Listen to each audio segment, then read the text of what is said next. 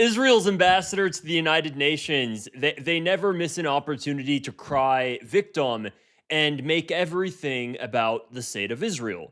The best time to do that, of course, would be on Holocaust Remembrance Day, which is a day to think about to commemorate the Jews that have passed during the Holocaust, but instead we're going to make it about a foreign entity. We're going to make it about a nation state called Israel.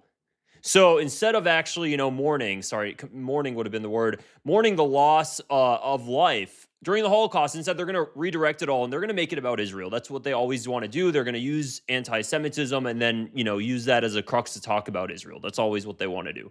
So take a listen to this clip. Actually, before I play the clip, this would be a perfect time to show, this video examines public allegations, no hate, and all that. Take a listen to this. Today, remembrance alone is not enough, because while we remember, Jews are attacked. While we speak, hatred spreads. Words, slogans, and statements have failed to stop the violence. So let's talk about how I stand before you as Israel's ambassador. It begins with words, does not remain words. It spreads and it kills. Anti-Semitism did not end in 1945. It adapted. This part. Today, it often hides behind hostility to Israel. There we go. We hear it in chants to globalize the Intifada. We see it in calls to boycott Israel. We see it on college campuses where Jewish students are harassed, excluded, and intimidated. This is not protest. This is not free speech. This has a name. The name is anti-Semitism. When you boycott Israel, that actually is protest, but this guy knows better. It's actually anti-Semitism. You can't boycott a country that is wiping out children. That means you're hateful, guys. You can't stand up to a country that's just wiping out, murdering, butchering children. You can't do that. That's anti-Semitic. You can't do that. Everything's anti-Semitic when it comes to the country. The project in the Middle East is the better word to use, Israel.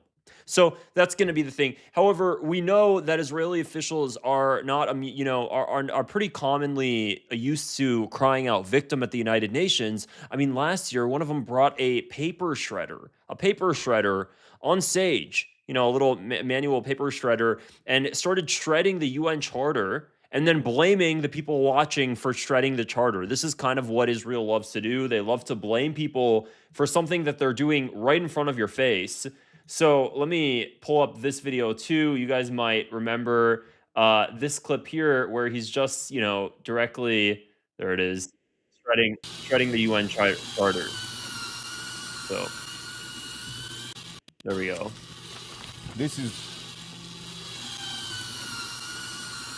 Look at that. You are shredding the UN Charter with your own hands. Yes, that's what you're doing. Shredding the UN Charter. Shame on you. Shame on you. You guys are shredding the UN Charter while he's doing it's like you bring somebody on stage, stop murdering him while you're actively murdering somebody. It's the same kind of concept. That's kind of what he's doing. And they're blaming you. They're blaming you as they're actively doing it. That's the thing. And then he says, shame on you. And he drops the paper shredder. This is a level of hysteria. When you're interacting with somebody like this, if you were talking to somebody like this in person and they started doing this sort of stuff, where, they're blaming you for something while they're actively doing it to this degree, something like this is actually like hypomanic type stuff. This is something where, okay, there's an actual mental issue going on here. This is not normal thing. This is not normal, guys. This isn't normal diplomacy. I mean, these are people these are heads of states. These are country officials, and they're going out, they're doing this sort of stuff. This is not normal behavior. You only see this from Israelis. I don't know any other country that's doing this sort of thing, where they're bringing paper shredders on stage. They're doing all of this stuff. Every single time they're going to do something psycho, they're using an excuse like, hey, you can't hate us. What other country is doing this? Why the hell is the rest of the world putting up with this stuff? It's like they need to be put away and just get a seat at the kid corner or something, because clearly they don't know how to handle like adults. And all they want to do when somebody calls out this BS, they're like, "Well, you can't do that. You guys, you can't hate us like that. That's anti-Semitic." They'll always state that it's anti-Semitic to criticize that project in the Middle East, and they'll get away with it. Why do they get away with it? Well, because a lot of the people that are very influential, that actually call the shots, they let them get away with it. It's fine. It's fine. The media headlines, they'll let Israel get away with it. Social media, the algorithms, they'll let Israel get away with it. It's kind of how it works. The billionaires, they'll let Israel get away with it. So nobody really says anything because not enough people with power are able to actually stand up to this sort of stuff. So this is what we get every day. We have little man children wearing suits, pretending that just crying victim continuously. And I've really had it.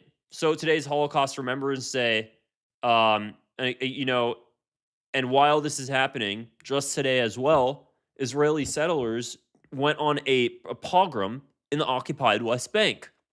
And those same Israeli settlers are then also outwardly telling people to feel bad for them and call them victim, while my family is getting affected by their actions, and then they do this sort of shit where they're crying for sympathy about their nation state. It's really starting to irritate me. It's like, what is this? What is this? So, this is kind of the Israeli thing, they'll just cry out in pain as they strike you.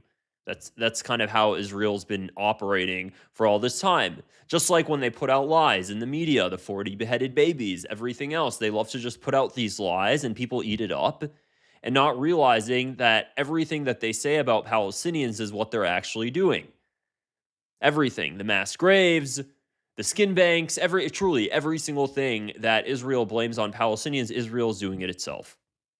So that's really it for this video. I mean, just look at this guy, like truly looks like a man-child shredding this thing. This is The last time you are shredding the UN Charter.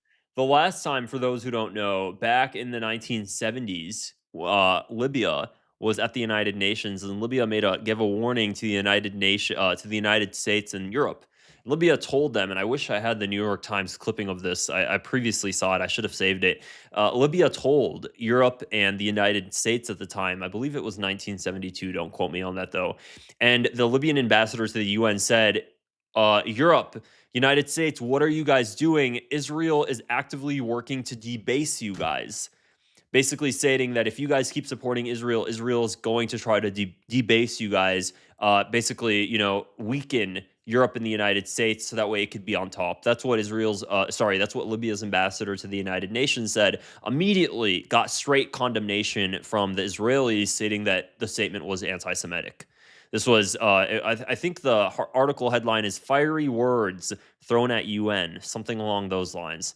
So, this is kind of how the Israelis operate. You state something, you criticize them, they'll say you're anti-Semitic, and then apparently that's supposed to shut down criticism of that nation. So anyways, guys, that's really it for this video. If you found it interesting, I'd appreciate it if you click the subscribe button below and give it a thumbs up as well. Helps me reach more people like you. Otherwise, I'll see you guys in the next video. Take care. Bye.